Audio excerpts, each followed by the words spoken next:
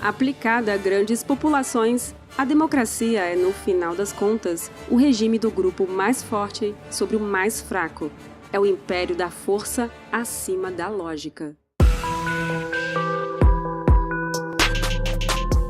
Este é o Visão Libertária, sua fonte de informações descentralizadas e distribuídas. Lord John Dalberg Acton foi um professor de História Moderna na Universidade de Cambridge em 1895. Um de seus consagrados ensinamentos liberais é que todo poder corrompe, então o poder absoluto corrompe absolutamente. O liberalismo clássico lutou por um sistema que permitisse a alternância de líderes sem o derramamento de sangue. Eleições democráticas sanaram, em parte, o problema do revezamento de poder, seja numa república ou numa monarquia. O sufrágio permitiu mudanças sem a necessidade de revoluções sangrentas. Mas isso é tudo. A democracia não deixou de ser um tipo de ditadura. As pessoas acham que o modelo republicano de Estado democrático de direito é o último patamar da evolução política, ou o capítulo final do grande livro da história. Não é. Sociedades de leis privadas serão o próximo estágio de governanças lógicas acima da força coercitiva. O sistema dos contratos bilaterais acima dos atos unilaterais. Só que ainda temos um longo caminho a percorrer. Neste vídeo, iremos focar em 7 críticas à democracia. Primeira crítica. Após a Segunda Guerra Mundial, a democracia moderna foi associada à liberdade. Fomos levados a crer que a luta consistiu em democracia versus totalitarismo. O que restou depois de tanto genocídio foi a ressignificação do Estado na pretensa forma de Estado do bem-estar social. Mas quem ganhou a guerra foi o socialismo gradualista ao invés do socialismo revolucionário. Dizem que o comunismo acabou no mundo. O comunismo, como mentalidade coletivista, se alastrou mais ainda depois da Segunda Guerra. Como sistema político-econômico, ele faliu em razão das distorções da planificação da economia feita pelo Estado. Porém, como ideologia comportamental, o comunismo se reformulou no coletivismo social, no Estado Social de Direito. Se o comunismo é a mentalidade do inconsciente coletivo, o socialismo é a sua máquina sistêmica. Hoje, a democracia é usada como pano de fundo para uma forma disfarçada de socialismo. O estado do bem-estar social é, em essência, uma planificação da economia pelo Estado, porém, de forma mais suave porque respeita, ou finge respeitar, a propriedade privada. Assim, se no comunismo a propriedade privada era formalmente abolida, na democracia social ela é permitida, embora relativizada perante o poder público.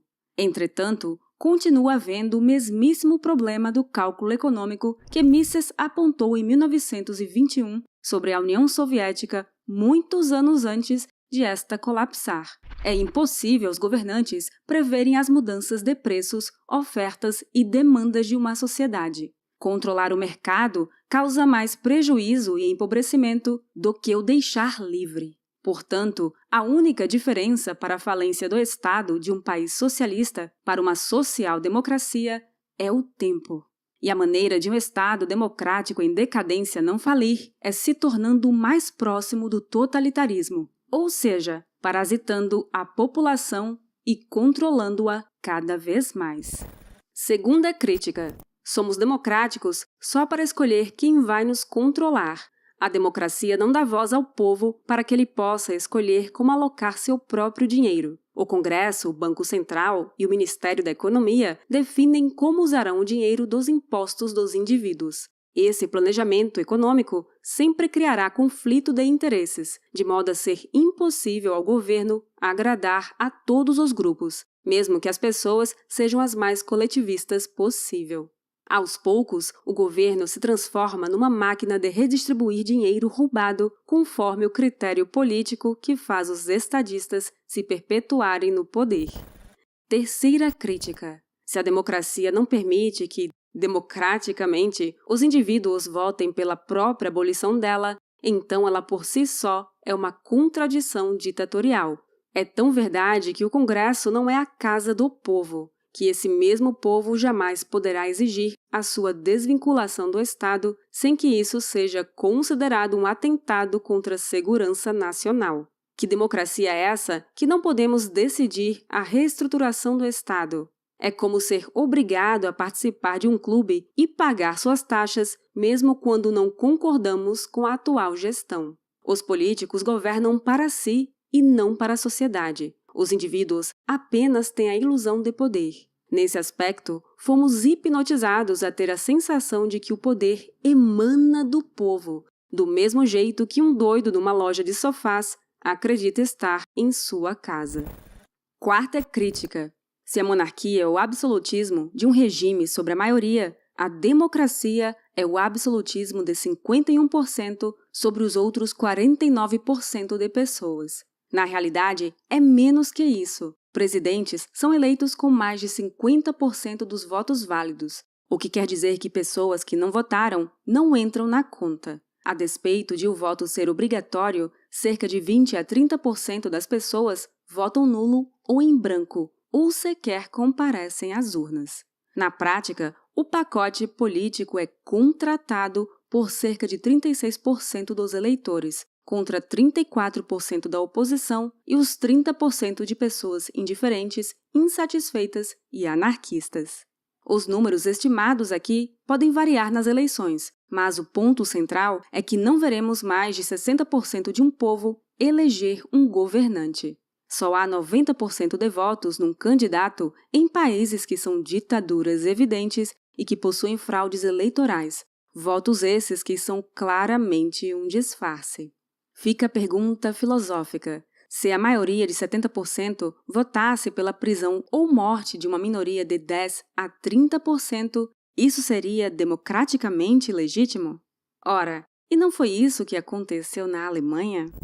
Quinta crítica. Por que as pessoas continuam a acreditar que o Estado democrático é o suprassumo da organização política?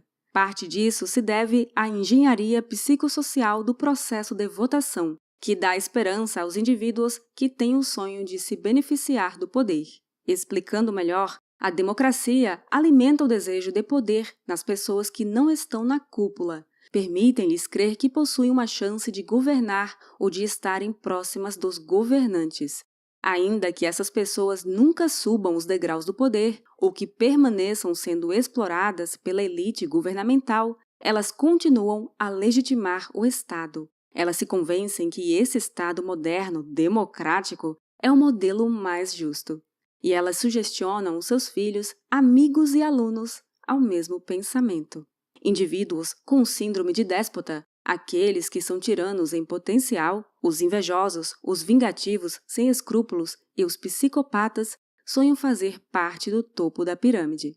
No feudalismo antigo, plebeu morria plebeu. Agora, todos podem se candidatar ou se aliar a aristocratas estadistas por puro interesse. Todo o aparato burocrático fará o cidadão acreditar que o Estado é fundamental. É isso que será ensinado na educação estatal. A engenharia social é tão bem-sucedida que, se perguntarem às pessoas se elas confiam em políticos, o mais provável é ouvir um não. Porém, se indagarem as mesmas pessoas se elas confiam no Estado, a resposta deve ser sim. Não conseguimos imaginar uma sociedade diferente e mais livre, do mesmo jeito que nossos tataravós não imaginavam nada diferente de um mundo feudal sem plebeus servos no campo. Sexta crítica. Só os piores chegam ao poder. Junte-se toda a lavagem cerebral e a política econômica de agradar a grupos de interesses já citados anteriormente, e teremos que o melhor jeito de se sobressair no processo eleitoreiro é por promessas, ainda que impossíveis de serem cumpridas. Ou seja, a democracia necessita da mentira para que haja alternância de poder. Ela é um estelionato. Simples assim. Pessoas boas e empáticas são raras no meio político. Primeiro porque elas mesmas não têm inclinação para controlar a vida humana. Fazer parte do Estado é, em última análise, dominar os outros. Segundo, porque elas não têm a malícia para a demagogia tão necessária para convencer os eleitores que, movidos por conflitos de interesses, votarão em seu candidato preferido. O jogo sujo da política interessa muito mais aos sociopatas do que aos virtuosos. Sétima crítica. O caráter temporário dos políticos no poder faz com que a democracia favoreça o gasto irresponsável. Com cada vez mais irresponsabilidade fiscal, os políticos momentâneos deixam as contas para os seus sucessores, algo que pelo menos seria evitado na monarquia. Numa monarquia, a família real sabe que se gastar além da conta, a falência recairá sobre seus descendentes reais. Por isso, gastam com mais responsabilidade. As festas dos nobres e opulência da realeza nem se comparam com a ostentação do Leviatã social-democrata, onde juízes são vitalícios e comem lagostas, enquanto o povo trabalha vários meses para custear a máquina pública. As repúblicas democráticas, res, que significa coisa, e públicos, de todos, fazem o direito público se sobrepor ao direito privado, visto que nas monarquias a propriedade do monarca é herdada pela família real, os bens públicos são, na verdade, bem privados. A propriedade privada dos cidadãos será mais respeitada, pois a ideia de bem público, dada nas repúblicas, não é parte do modus operandi da realeza. O rei se vê compelido a não expoliar a propriedade privada de seus súditos, uma vez que a falência destes importará na destruição do seu reinado. Em contraste, nas repúblicas democráticas, propriedade privada é vista como uma concessão do Estado.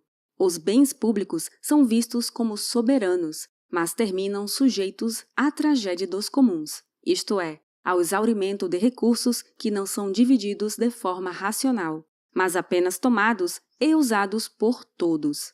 A administração dos governantes temporários, argumenta Hoppe, é como a de zeladores cuidando de um condomínio.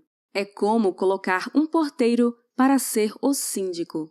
Ele não é o dono do condomínio. Se administrar mal uma coisa que não é sua, nada lhe recairá de ruim no seu próprio patrimônio. Em outras palavras, o governante temporário da propriedade do governo terá todos os incentivos a usufruir do maior benefício possível enquanto estiver no poder, sem ter a preocupação de deixar dívidas para seus sucessores. A frase de Keynes de que no longo prazo estaremos todos mortos nunca fez tanto sentido para os políticos que não se preocupam em endividar a população a troco de entregar obras públicas para fazerem suas campanhas eleitorais demagógicas. Só não nos lembram de contar que todo gasto público instantâneo significará endividamento dos indivíduos por vários anos. Os parasitas políticos já terão desaparecido do cenário político, mas seus gastos, suas esmolas populistas e seus desvios por corrupção continuarão a ser pagos pelo mercado nos anos seguintes. Obrigada por sua audiência! Este artigo foi sugerido e escrito por Rhodes, revisado por Paulo Almeida e narrado por Baby Yoda. Se você gostou deste vídeo, deixe seu like e o compartilhe em sua rede social. Se você deseja acompanhar nosso conteúdo, inscreva-se no canal e clique no ícone de campainha. Até a próxima!